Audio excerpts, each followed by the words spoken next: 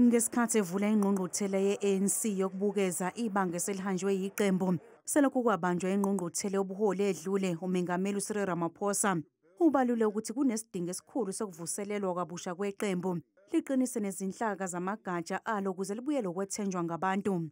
Umengameli weqembu ugxeke nokungenzi kahle kweqembu okhethweni langoNhlaba nyakenye lapho lalahlekelwa izifundazwe ezifana neGauteng kanye neKwaZulu-Natal.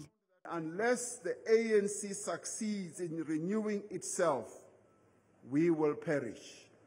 We must build better and activist branches. We must revive sectorial work.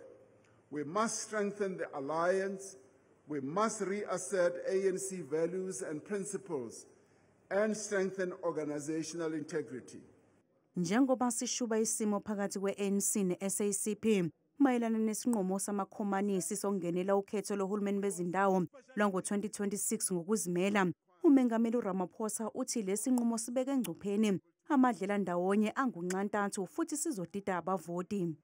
We must acknowledge that the decision by the South African Communist Party to contest elections separately threatens the unity and the cohesion of the alliance.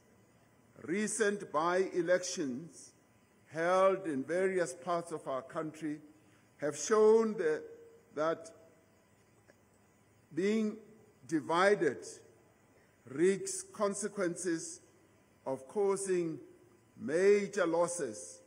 Kulandela kubambezeleka kokuholelwa kwezisebenzi zaleli qembu nobese kuyihlandla lesine zingaholelwa ngesikhathi kulonyaka, i-ANC iqinisekise ukuthi lolu daba selixazululiwe.